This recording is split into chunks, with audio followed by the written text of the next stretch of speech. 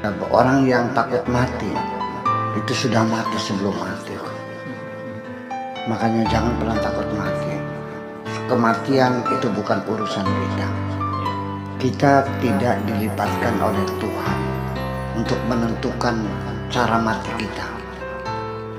Dan kita tidak akan dikasih tahu oleh Tuhan di negeri mana kita akan mati. Assalamualaikum warahmatullahi wabarakatuh. Nama saya Sufyan dari Blok Rembes, Tegal Gubuk. Sebenarnya entah itu masuk ke topik atau tidak. Yang pertama, terima kasih atas waktunya. Pertanyaan saya dalam konteks beragama,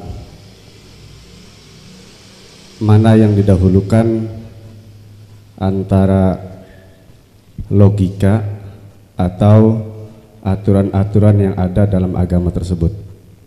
Itu yang pertama. Dan yang kedua, tadi sempat disinggung tentang peran serta Allah dalam kehidupan. Pertanyaan saya adalah tentang anak kecil. Anak kecil di situ mungkin mulai dari bayi sampai entah berapa tahun belum bisa berpikir sendiri, belum bisa apa-apa sendiri.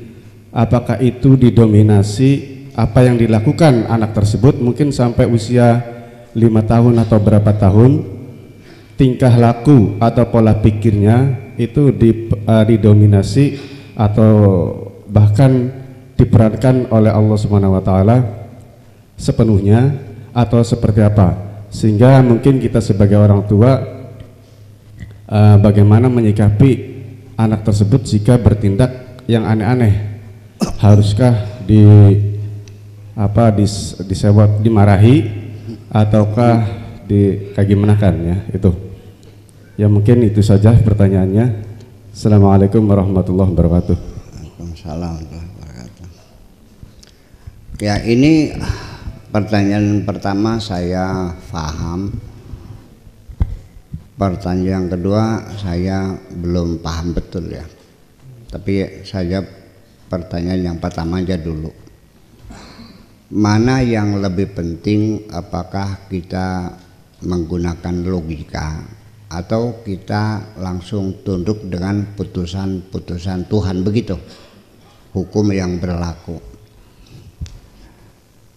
Sangat penting sekali bahwa di dalam Al-Quran itu berulang-ulang ya, berulang-ulang dan sangat banyak sekali perintah Allah untuk menggunakan akal pikiran yang sehat ini, sehingga tidak mungkin Allah menyuruh kita untuk melawan logika kita, ya kan begitu.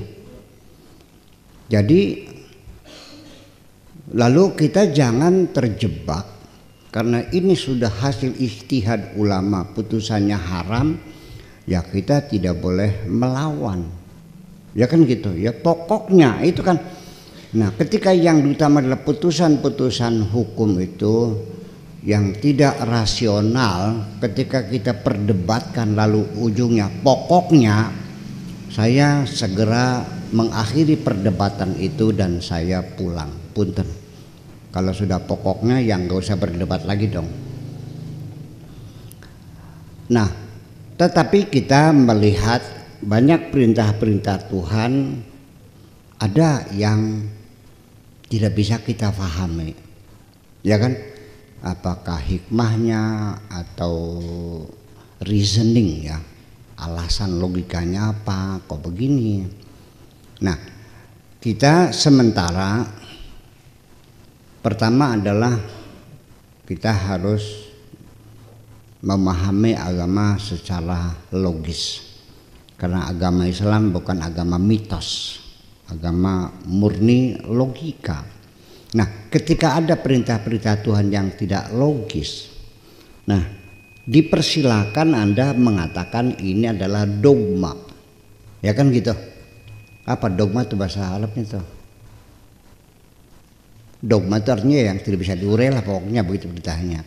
Nah, kita meletakkan masalah-masalah yang dianggapnya tidak rasional sebagai masalah dogma, tetapi dogma ini tidak lain hanyalah kita titipkan sementara di suatu kotak, namanya kotak dogma. Punten titip, saya belum bisa menjawab, sudah sementara. Nah, ketika kemajuan pengetahuan, ilmu pengetahuan, teknologi semakin berkembang, lalu yang tadinya tidak bisa kita uraikan secara logika, ya kita ambil lagi, sudah selesai, terjawab kan. Nah, ini mungkin yang ditanyakan itu adalah ketika putusan agama ini berlangsung selama 1400 tahun lamanya. Orang Islam mempraktekkan anak perempuan itu ketika kawin dipaksa oleh bapaknya, suka tidak suka. Betul enggak? Perlu pantung bedingan. Dan itu dibenarkan dalam kitab fikihnya. Jadi namanya al-bikr itu walinya namanya wali mujbir, anak perempuannya masih perawan, itu pernikahannya sah biduni iddiha wa biduni muwafaqatiha, tanpa izinnya, tanpa persetujuannya, gelatuk saja dikawinkan langsung menjadi sah. Betul? 14 abad lamanya. Dan kita sudah membuat undang-undang pernikahan ini tidak rasional. Dan ini adalah melawan kemanusiaan, karena perempuan adalah manusia seperti kita, punya cinta dan punya rasa. Bayangkan kamu tidak doyan makan sate, tak jejelin makan sate, muntah enggak? Hidup anak perempuan kita dalam penderitaan, tertekan dan terpaksa harus melayani suami yang tidak pernah dicintainya. Apakah agama membenarkan? Nah, di sini yang jadi persoalan, kita menganggapnya agama. Betul enggak? Padahal sebetulnya itu budaya. Pada zaman primitif, primitif begitu prakteknya. Dianggapnya keputusan agama. Mana mungkin Allah mengizinkan kita menyiksa anak kita sendiri. Makanya muncullah undang-undang perkawinan di Indonesia melarang kawin paksa. Begitu saya menyaksikan ada praktek pemaksaan, saya tangkap. Ini adalah melawan kemanusiaan. Di sini logika dominan.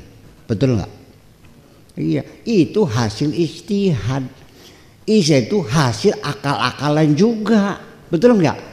Yang kita anggapnya dogma itu hasil akal-akalannya para mujtahidin yang hidup di abad sekian, 14 abad yang lalu, yang sangat sederhana.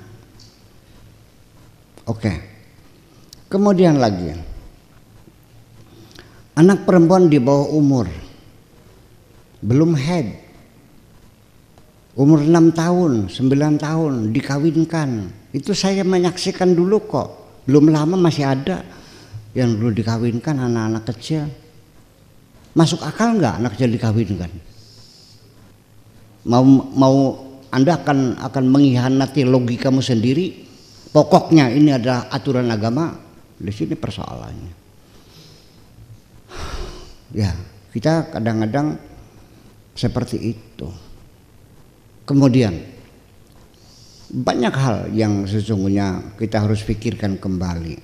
Apakah betul laki-laki itu diberi hak mutlak untuk menceraikan istrinya kapan saja sah? Sekalipun dengan bergurau pun sah. Begitu mengatakan anti talikun, langsung dia sudah bukan istrinya lagi. Betul nggak Mang? Fikih begitu. Setuju. Logikamu menerima. Di sini persoalannya bahwa apakah akalmu masih berfungsi atau tidak. Kalau masih berfungsi dipakai dong, masa yang nggak dipakai terlalu bang. Itu aja persoalannya. Oke. Kemudian masalah anak-anak mah itu mungkin begini. Jadi yang jadi masalah itu apa namanya KDRT, kekerasan dalam rumah tangga. Dulu itu dianggapnya legal bahwa orang tua dalam rangka mendidik anaknya itu boleh ditabok, boleh ditendang, kadang-kadang sampai bonyok dipentungin pepanang. Kadang-kadang saya melihat sendiri kok diikat di pohon, ya karena saking nakalnya sih, ya kan gitu. Pohon terus kasih dami, kasih kayu bakar, dibakari apa namanya, dibakarin cabe gitu, dikuput gitu kan, penyiksaan yang digantung kakinya sampai terakhir ada dijejeli mulutnya. Itu yang kita larang. Iya, ya kalau sekedar jiwit long-lonan pelan-pelan ya nggak ada masalah. Iya, artinya menyebabkan cacat sampai berdarah sampai bonyok nggak bisa, saya tangkap itu, masuk penjara bapaknya. Anak itu bukan milikmu, titipan Allah, tahu nggak? Ya, itu persoalannya. Jadi yang dilarang itu bukan mendidik, ya itu sih tergantung kadar kesalahannya. Ya kalau anak itu salahnya kenakalnya luar biasa, ya coba konsultasi dengan para psikolog, ya kan gitu diselesaikan, bukan digebugin begitu.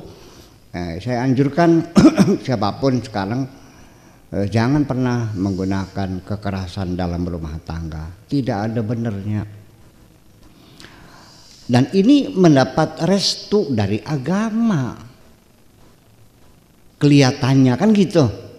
Seperti memukul anak, ada hadisnya, alimu auladakum lisabin wadribuhum li ashrin. Pukullah, kalau 10 tahun masih malas sholatnya pukul saja.